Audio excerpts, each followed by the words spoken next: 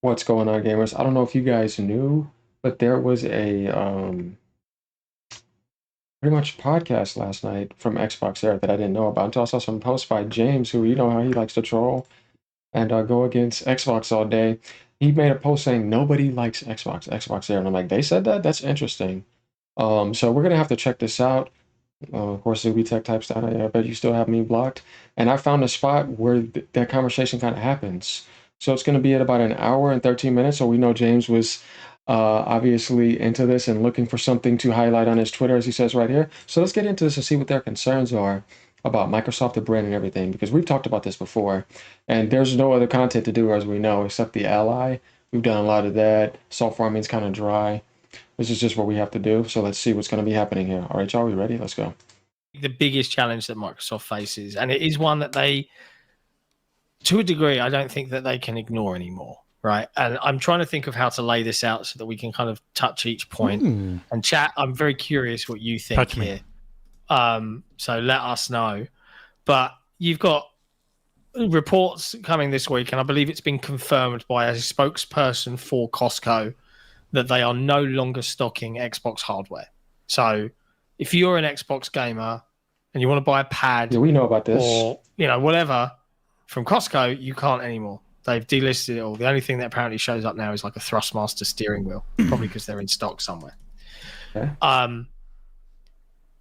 Microsoft have a problem here that I don't think enough people are talking about in the right way. Like, people are going, well, this is a problem. If you're out there selling a physical box, but your audience has been trained to just buy everything digitally, great for Microsoft, but not so great for getting the box in your hands right anymore.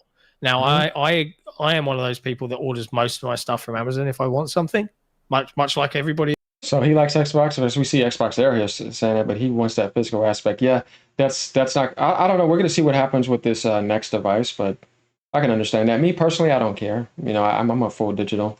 Else can't hold on to anything. Rare that I will go to an actual store unless it's something I have no idea what it is and I need to try it first. But you don't get to try a console often. Demo pods and stuff back in the EB Games days, but I can't remember the last time I sat down and played on one of them.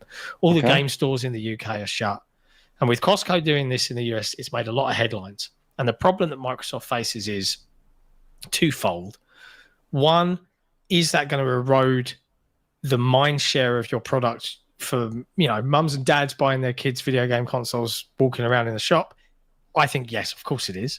But the other problem they have is also compounded by the fact that nobody in the media plays here. Nobody, apart from Xbox publications like us. And there's some.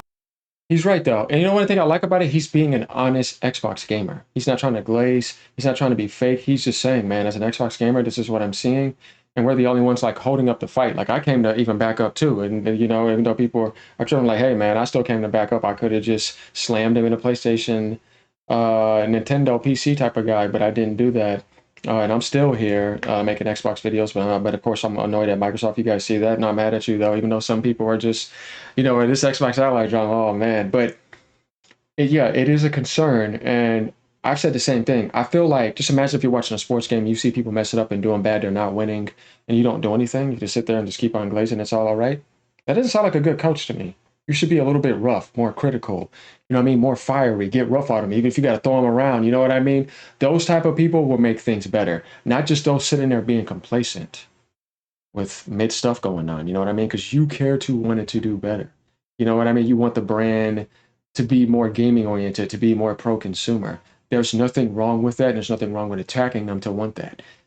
That's intelligence, rather than just being brainwashed by everything they say and having no sense of intelligence to rebel. You just perfectly brainwash and take it in and just say whatever. That's, to me, is not thinking or being aware. It's just called being a corporate puppet, and we don't do that over here. Some others out there, but nobody, for the majority of video game media, plays on Xbox unless they have to for a review. Correct. Otherwise, you're getting the code for PlayStation. And then if it's other types of games, they're just sending it over to Nintendo, definitely indie games. Like we see Hades 2 and all that. And then, people are going to choose Xbox on PC. Like, I would do that because I get my mods and all that. Definitely comes on Unreal Engine 5, and you want to deal with the stuttering, compilation, annoyingness. and all that. If you guys are wondering what the stuttering and the frame drops are coming down to, it's shader compilations. You know what I mean? Look for the mods on Nexus Mods. It can help you out with that type of stuff. But absolutely. And this is a huge topic to break down, right? They'd be on PC. Yeah. As we said during the TGS stream, EB Games, I'm on their website right now. I'm on Australian EB Games website, and there's no more Xbox landing page. If you search Xbox, all you find is just like the controllers and stuff. I don't even know if they've got games anymore. Yeah. The reason why I don't like this, and I've said this before, is the massive potential of making your consoles $100 cheaper from before you jacked up the price and having it ready for GTA 6 and grabbing millions of people more in your ecosystem. And then moving them to want to carry over to something else eventually, because you need to have that GTA 6 carryover and entry level. But it's getting squandered, which makes no sense to me, considering that that's the only way you're going to be able to play it if you don't have a PlayStation or PC. So yeah, I mean, and they're not doing Play Anywhere. So yeah, guys, that's where I'm like, I don't know, man. Yep. These are real concerns. Like, this isn't true for every site, but honestly, you could go look at this. A lot of these folks, you'll find that if it has to be an Xbox review, sometimes they'll use a freelancer because a freelancer might have an Xbox and the main review people don't. Or the mindset of the majority of people that talk about this industry as a whole. I mean, look, we call it, lots of people call it the Xbox tax, but it's got to a point now, you know, where even we were like reaching out because of the like lack of review codes or the codes coming in really late. It feels deprioritized in a way that is going to start affecting things. And there's two ways to look at it. Is like from a pure Xbox era perspective, great. We're one of the very few sites left for that audience to come to. And there's still a sizable audience. There's 30 million odd Xboxes out there, or 40 million, or whatever number. But Microsoft have to change that in some way, and I don't know if they can. I don't think because they're going the media, to this generation. And I'm generalizing here, nobody likes Xbox. Is that a bad thing to say? I don't know. No, it's not a bad thing to say. It's you being honest about what you notice. That if you saw 95% of a community ignore some other community, then you would realize nobody likes it and nobody's buying it and nobody wants it in its store, because stop jacking up prices in my damn store, costing me inventory money, and nobody's buying it. That's a reality. That's not coping and glazing over. No, it's called being real, being a real gamer. You see? Being honest with people, right? Because if somebody tells you the truth, they respect you, and there's love in that. Somebody trying to play you like that, that's disrespectful to me, because you talking to me like I'm supposed to believe that? Like I'm supposed to be fooled by some of that stuff? Nah. You should respect the person that tells you the truth. Why would you not want that? No. Is that too general? Yeah. Do you know what I mean? I don't We want to had come a across rough month on getting Xbox code. It's ended with getting a bunch of it, but yeah, that's it's true. weird. Like there's the game we're playing isn't out for what 3.5 weeks, and it's in our hands and playing. But it's seriously, yeah. Go on, show people watching. Go on Metacritic, click on any third-party game, and just look at the number of Xbox. No, I already know. We know about and I'm those. just saying that this approach from the general media side of things is going to have a knock-on effect for them, and I don't know what they can do about it, because not a single Xbox. I don't think they will do anything about it. But it seems to me that half of the fight. It's not even that. To Satya, it's trying to raise a dead horse to get in a race that doesn't make any sense. It's going to cut into his pay. He's not going for that. Now, you know, Phil's competitive back then. He's all for like continuing to fight, but it's not like that anymore. With Nadella, he's just like, nah, because whatever is, you got to think about where he's from too. That India doesn't really play video games either. He's not really thinking about video games. They don't grow up in a video game world. In his mind, he's thinking more about AI, what's for Microsoft. Like the video game world to him is like, it's not benefiting him. And he just overrides everyone else. So there's not much you can really do about it. And it's just best to go with the strategy that they have. And that's just facing the truth, you know what I mean? So you could be in reality and realize what the hell's actually going on and not fantasizing about something that's not really there. It's not real, and that's going to happen.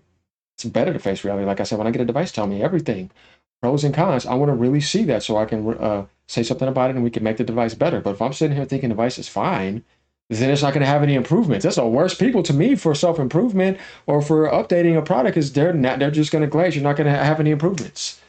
I want somebody that's going to give me both spectrums. Folks out there, the pundits out there are like, Mhm. yeah, fucking more death for Xbox. And I'm like, No, that's a problem for you guys, Microsoft. Like, what do you do about that when you've got your whole industry almost celebrating your failures yeah. or you pulling out of the industry? I mean, I'd argue that they will have a big problem when it comes to like writing news and reports because there'll be nothing to talk about anymore. They're going to have to hide themselves, and just like they did with the Ally. And there's nothing wrong with saying that it's sold out and there's hype. If you guys want to get hype, go ahead. But the idea is that, can I have a number? And could you post that same post if you actually showed me those numbers and say that the hype is real? That's why I said what I said.